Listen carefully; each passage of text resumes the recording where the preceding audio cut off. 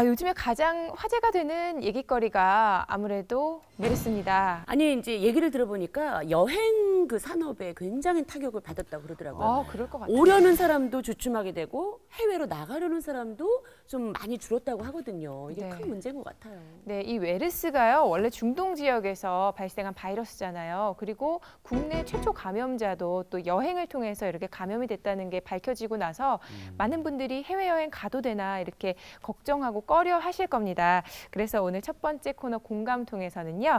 안전하고 건강한 해외여행 정보부터 짚어보겠습니다. 올해 1월부터 3월까지 1분기 해외여행객 수가 사상 최고치를 기록했다고 해요. 예, 해외여행이 보편화되면서 해외여행과 건강의 관계를 이렇게 분석하는 전문가들이 많이 늘어났다고 하는데 어떻습니까? 요즘에 이제 우리 해외 여행객도 좀 많이 증가하게 됐죠. 또 그래서 해외 유입 감염병도 많이 또 들어오게 됩니다. 그러니까 이런 것들이 이제 의료계도 이제 이런 분야가 사실 좀 취약하죠. 근데 이런 분야들이 이제 계속적으로 관심을 가지고 의료인들이 자꾸 이제 그런데 대응하고 이렇게 해야 될 것 같습니다. 네, 요즘에 해외 유입 감염병이 날로 늘어나고 있다고 합니다. 그렇죠, 교수님? 네, 실제 해외 유입 감염병 사례가 지금 계속 증가하고 있습니다. 데이터를 보더라도 2009년에 한 200명 정도 되던 것이 2012년, 2013년에는 한 500명 정도 배가 넘어가죠. 들어보셨는지 모르겠는데 댕기열, 댕기열, 그다음에 말라리아 같은 거, 말라리아, 그다음에 세균성 이질, 뭐 이런 질병들입니다. 이런 질병들이 대부분을 차지하고 있습니다. 이게 주로 모기와 관련된 그런 질환이 되겠고 또는 수인성 질환, 설사 같은 거 하는 거, 수인성 질환이 이제 대부분입니다. 그 중에서도 이제 아주 또 새로운 병들 이런 것들도 보고되지 않은 병들이 자꾸 이렇게 우리나라에 들어오게 됩니다. 그러면 지금 메르스도 그렇지만 자꾸 접하지 못한 병들이 들어올 때는 참 대응이 상당히 국내 사정상 어려운 측면이 있습니다. 그러네요. 사실 우리 젊은이들이 그 젊었을 때 여행 한번 가는 게 얼마나 큰 소망입니까? 아르바이트도 하고 막 이러는데 어떤 철저한 대비를 했던 나라 기억나는 거 있어요? 네. 좀 전에 교수님이 말씀하신 것처럼 중남미 및 아프리카 지역을 여행할 때는 반드시 황열병 예방 접종증이 있어야 입국이 가능하고요. 그 외에 말라리아 지역을 방문할 경우에는 말라리아 약을 처방을 받아서 갈 수도 있지만 현지에 가서 처방을 받아서 진행을 할 수도 있습니다. 그래서 오히려 한국에서 받는 것보다 현지에서 받는 약이 더 잘 든다고 해서 가서 처방을 받도록 하고 있습니다.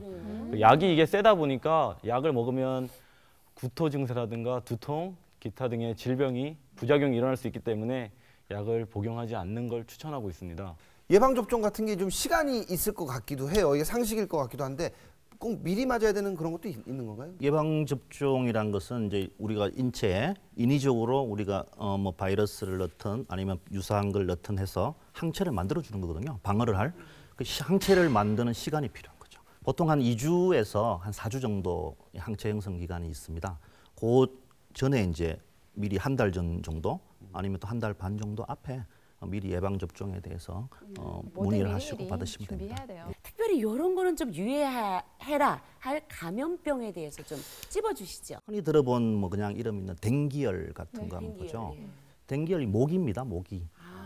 모기한테서 이렇게 물려서 감염이 되는 병이거든요. 그래서 뭐 예방접종도 없습니다.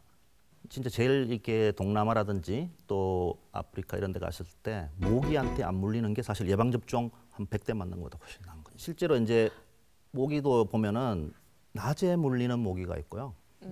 밤에 물리는 모기가 있거든요. 그래서 낮에 이런 댕기열 같은 경우는 또 낮에 또 활동을 많이 하는 모기 중에 하나입니다. 그렇게 해서 주로 뭐 밤에만 우리가 모기한테 안 물려야 된다 이런 건 아닙니다. 그래서 좀 긴팔 입고 어떻게든 좀 방어를 해야 되는 어떻게 하든지. 그래서 주로 뭐 이렇게 피부에 자극이 없는 기피제도 요즘에 좀 많이 사용하게 되고요. 중국이나 동남아시아를 중심으로 지금 이제 계속 조금씩 발생하고 있는 조류 인플루엔자 인체 감염증이라는 게 있습니다. 조류 인플루엔자라면 이제 공기 중으로 호흡기 감염이 될 수가 있습니다. 그래서 이제 마스크를 철저히 좀 착용해 주시는 게 여행하는 데 도움이 될 수 있을 것 같습니다. 확진 판정자가 조금씩 늘어나고 있습니다. 메르스가 어떤 병인지 좀 설명을 부탁드려요. 네, 메르스는 뭐 쉽게 말하면 감기입니다. 이 메르스를 일으키는 어떤 바이러스가 이름이 정확하게 이야기하면 뭐 중동 호흡기 증후군, 코로나 바이러스. 실제로 이게 감기를 일으키는 바이러스인데 살짝 우리가 예전에 왔던 사스처럼 살짝 변이가 된 변종 바이러스라고 생각하시면 되고요. 사실 뭐 치명률이 좀 높다 보니까 좀 더 관심이 많고 불안해하고 공포감이 조성되는 게 현실입니다. 확진 판정 받은 분들 보면 이제 굉장히 다들 무서워하고 막 이러는데요. 뭐 열이 난다. 그리고 뭐 감기에 걸린 것 같다. 이래도 지금 분위기는 다 메르스 아니냐 피하고 막 이러는데 증상을 좀 알고 싶습니다. 너무나 공포에 떨고 있으니까. 네, 그러니까 지금 일반인들이 사실은 그렇게 공포 불안하지 않으셔도 되는 부분들이 많이 있습니다. 많이 있는데 실제로 증상은 무증상에서부터 그냥 가벼운 감기 또 심하면 우리가 중증 폐질환까지 갈 수 있는 다양한 스펙트럼을 가진 그런 질환이 되겠고요. 그런데 다행스러운 거는 잠복기가 평균 5일, 길면 14일이거든요. 2주 정도 됩니다. 근데 이 잠복기 동안에는 사실은 전파가 되지 않습니다. 다행스러운 일이죠. 처음에 메르스 이 병이 발병을 했을 때 노약자에게 특히 위험하고 나머지 사람들은 뭐 괜찮다 그러더니 또 어떨 때 보니까 50대가 제일 위험하다.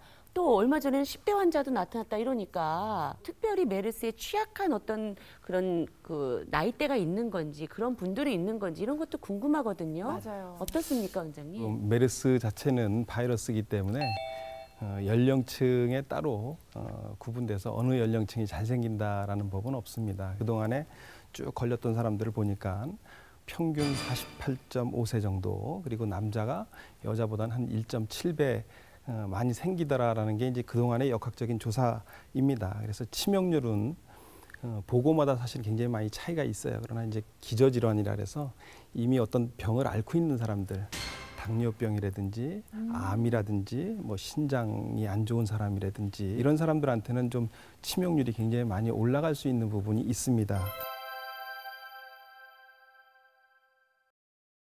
이 메르스가 이렇게 크게 다가왔던 이유가 바로 그 처음에 발표될 때 치사율이거든요.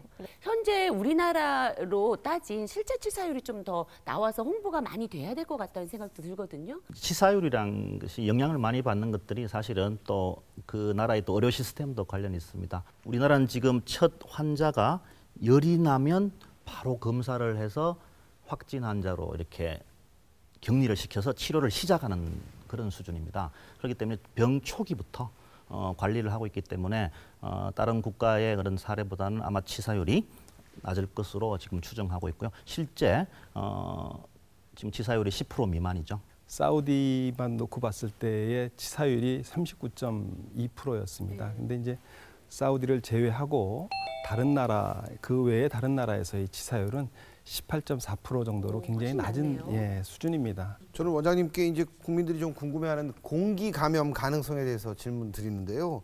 3차 감염자는 전 세계적으로 우리나라에서 처음 나왔다고 하는데 그래서 많은 분들이 혹시 공기 감염이 되는 거 아니냐 이런 우려의 목소리가 있거든요. 메르스 자체가 그 코로나 바이러스라고 얘기해서 감기 바이러스 중에 제일 흔한 바이러스가 코로나 바이러스가 그 중에 하나 들어갑니다. 이런 부분들이 사실 그 밀접 접촉자 2m 이내에서 기침하거나 말하거나 이럴 때 비말로 이렇게 침이 튀거나 이런 데서 감염되거나 환자가 사용하는 물건에서 떨어져 있는 부분들을 내가 이렇게 만지거나 이랬을 때 점막에 입이나 코나 눈이나 이런 부분에 접촉을 하게 되면 균이 들어올 수 있습니다. 그래서 그 만약에 우리 그 괴담처럼 공기 접촉일지도 모른다 뭐 이런 생각들을 많이 갖는데 실제 그랬다 그러면 이 정도의 어떤 파괴력이 아니라 굉장히 많은 파괴력입니다.